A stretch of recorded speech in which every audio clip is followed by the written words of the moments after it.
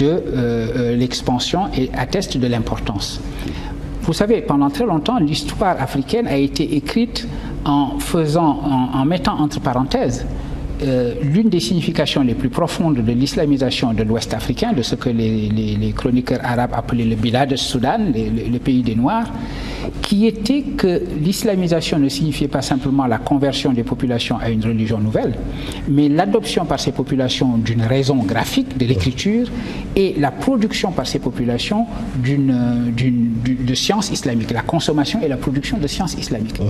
Voilà ce que signifie Tombouctou. Et donc, quand des gens prétendent que c'est au nom de l'islam qu'ils vont détruire les monuments dans lesquels la vie intellectuelle et spirituelle de Tombouctou s'est incarnée, c'est à désespérer de leur interprétation de l'islam. Mais on voit d'où ça vient. C'est une branche de l'islam, c'est une des interprétations tout à fait respectables d'ailleurs de l'islam, qu'on appelle le salafisme, à qui il ne faut pas jeter la pierre. Le salafisme est une exigence normalement que tout musulman devrait porter en soi, puisqu'après tout, le salafisme ne signifie pas autre chose que la volonté de se conformer à l'exemple des pieux ancêtres, de continuer la voie qu'ils ont tracée et d'essayer de porter aussi loin qu'on le peut le flambeau qu'ils nous ont légué. Donc, de ce point de vue-là, le salafisme devrait être notre exigence à tous.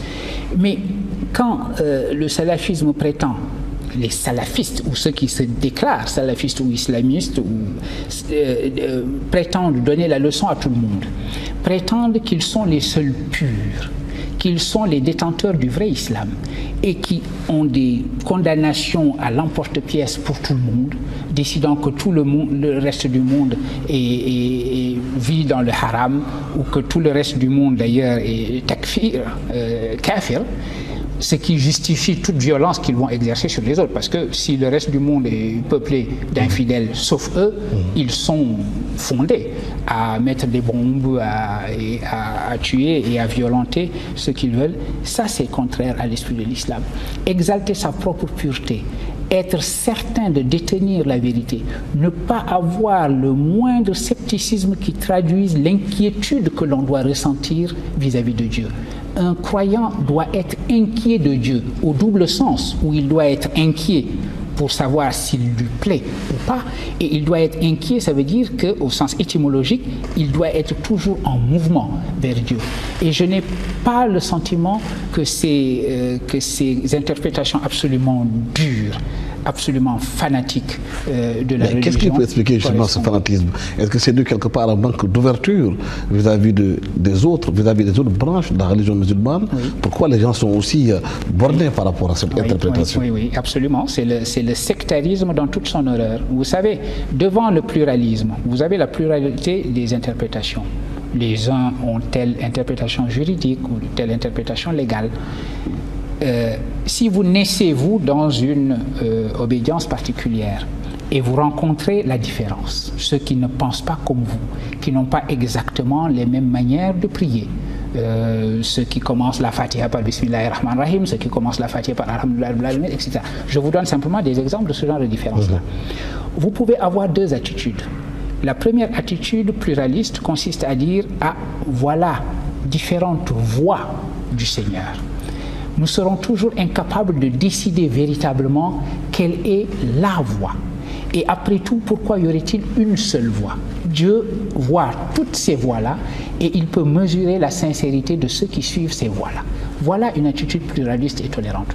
Ou bien vous dites, ça alors, moi qui ai raison, qui fais les choses de cette manière, le reste du monde est dans l'erreur. Vous décidez, vous décrétez que vous êtes la voie du salut et que tout le reste du monde est dans l'erreur.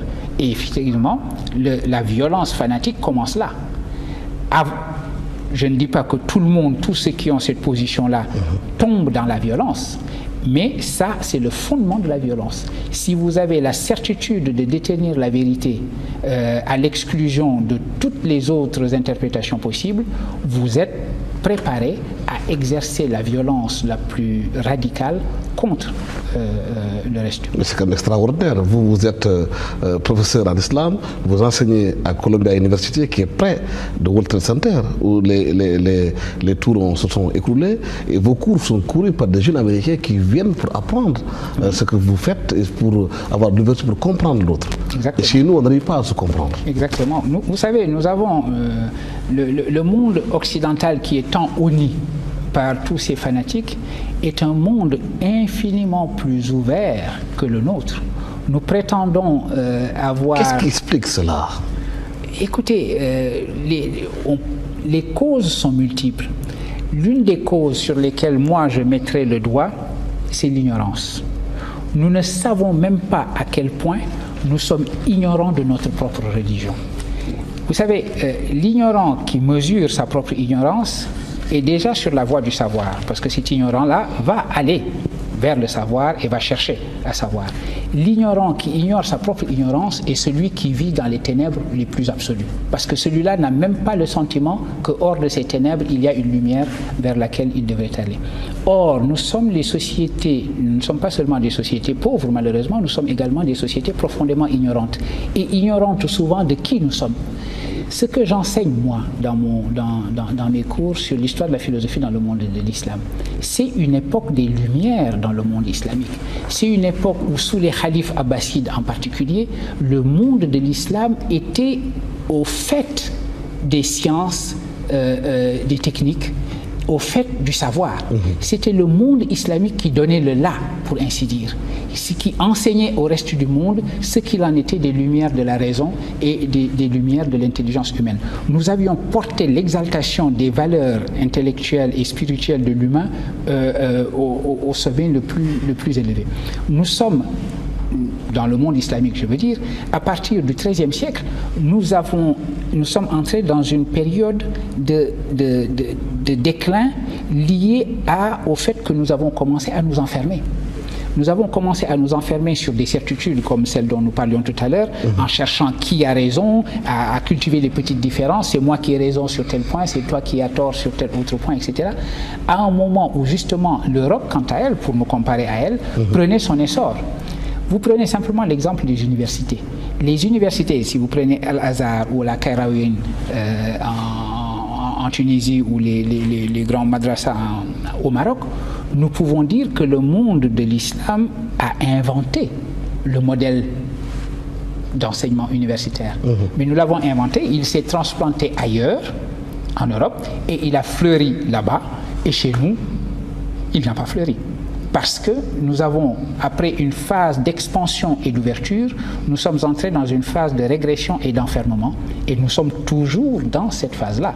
Il y a des efforts pour nous ouvrir, mais évidemment des efforts qui sont annulés est-ce que cet enfermement-là, par ces violences. Est-ce que cet enfermement dont vous parlez ne repose pas quelque part la question de l'éducation, au fond? C'est l'éducation. Tout, encore une fois, revient à la question de l'éducation. C'est dans l'éducation qu'une société s'invente. La matrice de l'avenir, c'est l'éducation. Et vous touchez le centre vital d'une société si vous touchez à son système éducatif. Or, le monde islamique, à un moment donné, a connu un système éducatif strictement récitatif. Nous sommes devenus un peuple de la récitation et de la répétition, et ceux qui se prétendent salafistes, ceux qui prétendent suivre le modèle des anciens, c'est ce qu'ils veulent faire. Leur modèle est un modèle de la récitation et de la répétition à l'identique. Il s'agit de s'arc-bouter contre le temps au lieu d'accompagner le mouvement du temps et se dire que le temps aussi est Dieu. Que la compréhension du mouvement et la compréhension du sens du temps, c'est une manière d'approfondir l'intelligence que nous pouvons avoir de notre religion. Au contraire, nous nous arc-boutons contre le temps et nous souhaitons que le temps ne passe pas, que le temps reste figé à une époque qui était une époque tout à fait ancienne. Et nous sommes prêts à exiger que notre système législatif, notre jurisprudence par exemple, soit régi par des savants si éminents et si pieux fussent-ils, mais qui vivaient au IXe siècle. Mais justement, cette nuit noire qui est en train d'envelopper Tombouctou et Gao, quelles conséquences cela peut avoir pour nos pays, pour notre islam, nous, confrériques? Est-ce qu'il y a des dangers? Il y a des dangers réels et qui sont des dangers physiques. Parce que Que signifie que ces mouvements violents qui se disent islamistes s'installent dans le nord du Mali et dans ces villes-là? Ça veut dire que nous avons maintenant dans notre région, autant dire à nos portes, ce qui a été l'Afghanistan. L'Afghanistan a été un centre de recrutement d'où ceux qui partageaient la même idéologie sont venus, ont convergé.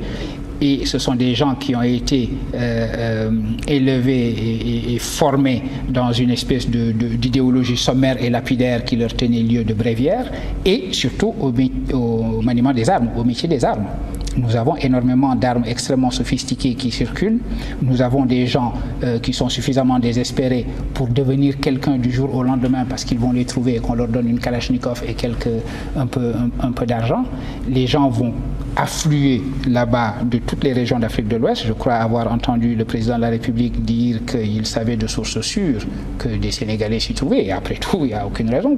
Tellement de West-Africains s'y trouvent, il n'y a pas de raison qu'il n'y ait pas parmi eux des Sénégalais. C'est donc un danger. L'impression que les gens ont, c'est qu'aujourd'hui, que l'Afrique de l'Ouest n'a pas les moyens de combattre efficacement ceux-là qui sont installés, qui veulent s'installer durablement au Nord Mali, et que l'Occident semble même s'en délaisser, l'impression d'exporter tout ça en Afrique.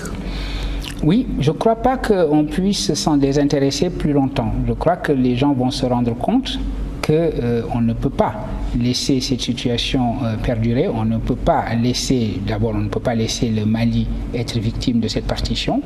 On ne peut pas laisser une situation comme celle-là s'installer, puisque l'humanité a l'expérience de ce que signifient ces idéologies extrémistes installées dans un coin de territoire.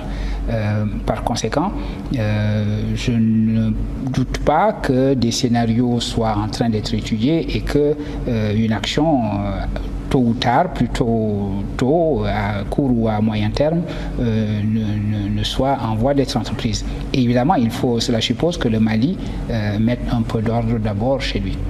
Le meilleur rempart également contre ce genre de choses, c'était cet islam pluraliste, tolérant que représente normalement l'islam confrérique qui s'est développé dans notre région. Si on regarde l'histoire, c'est l'islam confrérique, c'est l'islam des confréries et des chefs religieux qui a fait l'islamisation de l'Ouest africain. Ce n'est pas l'idéologie salafiste. Mais ça suppose également que cet islam confrérique prenne véritablement conscience de son rôle d'éducation. Nous ne pouvons pas avoir des marabouts qui eux-mêmes se discréditent dans la politique et qui viendraient ensuite tenir le discours éthique de la tolérance et du pluralisme. Donc il est de leur responsabilité d'être d'abord eux-mêmes des modèles de vertu, des incarnations de cet islam, de la tolérance, du pluralisme, de l'ouverture, du respect de l'autre, etc. Pour que cette compréhension, cette interprétation de l'islam fasse contrepoids à cet islam fanatique. L'installation des salafistes au Nord Mali inquiète aussi au Sénégal, surtout aussi au sud du pays, par rapport à la crise casamançaise. Certains estiment qu'il se pourrait que les frontières étant poreuses, qu'il peut y avoir de circulation d'armes. Mais oui, et même de sanctions, on ne sait jamais. Mais oui, c'est ce qui s'était passé. Vous savez, la guerre du Libéria avait fait circuler beaucoup d'armes dans l'Ouest africain. Et donc des trafics de toutes sortes se sont mis en place. Ne pas oublier aussi les trafics transfrontaliers de la drogue. L'économie de la drogue est aujourd'hui très présente ici en Afrique de l'Ouest, c'est encore un danger. Nous sommes, à mon avis, au centre de lignes de force qui nous traversent et qui donnent des indications assez alarmantes sur ce qui est en train de travailler notre région. Et il nous faut donc réagir encore une fois de manière décidée, avec un esprit de prospective. Et je suis sûr que notre gouvernement, quant à lui, s'attellera à cette tâche-là. Mais est-ce que l'option prise par le gouvernement, justement, pour régler la crise casamançaise, qui dure depuis bientôt 32 ans, est une bonne option? C'est une situation d'une profonde tristesse, la crise casamançaise, quand je pense que ça fait plus d'une génération, effectivement, que cela dure. Je ne suis pas, évidemment, dans le secret, je ne sais pas exactement quelles sont les options les plus précises qui ont été prises. Mais il me semble qu'il s'est agi pour notre gouvernement d'abord d'affirmer affirmer un principe qui est l'indivisibilité du territoire national, qui me semble aussi un principe rationnel et raisonnable. Ce que je disais tout à l'heure de la crise de l'école d'ailleurs, je pourrais le transposer mutatis mutandis dans ce domaine-là dont je parle, qui est le domaine de la crise casamançaise. Encore une fois, les solutions, vous les inventez toujours en fonction de l'avenir. Il faut commencer